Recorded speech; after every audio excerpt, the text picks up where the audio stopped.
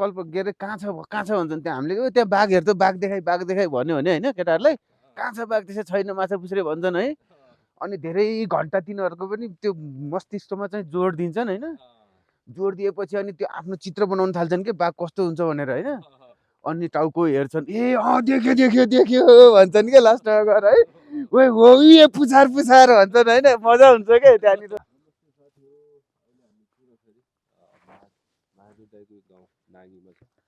भीमसर पनि आउनु भएको छ हजुर एनआइसीबाट। नमस्ते। अनि यो हामी चाहिँ सुमोको कामहरू गर्ने चाहिँ आएको हो होइन। हिमालको बारे के भन्नुभयो मलाई अलि ए होइन हाम्रो हिमालको बारेमा चाहिँ अहिलेसम्म हामीले उता तलबाट हेर्दाखेरि चाहिँ माछा पुछ्रे अल्को देखिन्थ्यो होइन। अहिले आएर फेरि हाम्रो अरू हिमालहरू धौलागिरी भयो यो निलगिरी भयो यिनीहरू अल्को देखियो। यताबाट हेर्दाखेरि मैले चाहिँ त्यहाँ ठ्याक्कै के बाघ के हेर्नु न मस्त बाघ सुतिरहेछ क्या त्यहाँ चुचोमा। हाम्रो घरबाट नि त्यही बाघ देखिन्थ्यो यहाँबाट झन् क्लियर बाघ देखेँ क्या मैले चाहिँ। तर हामीले त्यो बाघ देखिराख्नु भएको भएर होला कि होइन। बाघ देखिन्छ मैले चाहिँ क्लियर देखिन्छ। तर यहीँ बस्ने मान्छेले फेरि त्यो अर्कै कुरो देख्छ होला कि होइन होइन।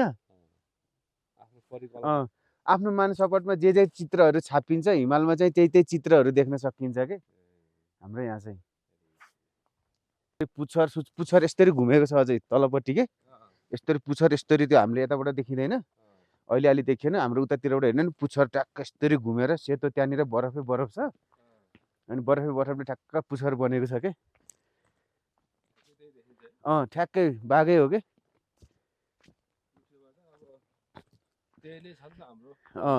हो पहिल्यैबाटै त्यही देखियो त्यही भएर त्यही मात्रै चित्र छापिन्छ क्या होइन। अब यता बस्ने मान्छेहरूले फेरि अर्कै कुराहरू कुनै ठाउँमा के बसेको देखिन्छ भन्ने कुराहरू छ होइन। उहाँहरूले त्यसैको परिकल्पना गर्नुभयो क्या त्यो भएर त्यो देखियो।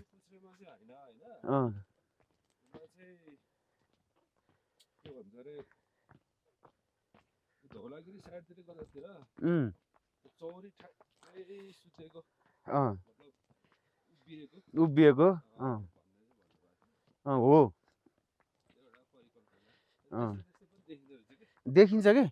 किनभने आकृति त्यो यसो कल्प के अरे कहाँ छ भन्छन् त्यहाँ हामीले त्यहाँ बाघ हेर्छ बाघ देखाइ भन्यो भने होइन केटाहरूलाई कहाँ छ बाघ त्यसै छैन माछा पुछ्रे भन्छन् है। अनि धेरै घन्टा तिनीहरूको पनि त्यो मस्तिष्कमा चाहिँ जोड दिन्छन् होइन। जोड दिएपछि अनि त्यो आफ्नो चित्र बनाउन थाल्छन् कि बाघ कस्तो हुन्छ भनेर होइन। अनि टाउको हेर्छन् ए देख्यो भन्छन् क्या लास्टमा गएर है। ओए हो ए पुछार भन्छन् होइन। मजा हुन्छ क्या त्यहाँनिर।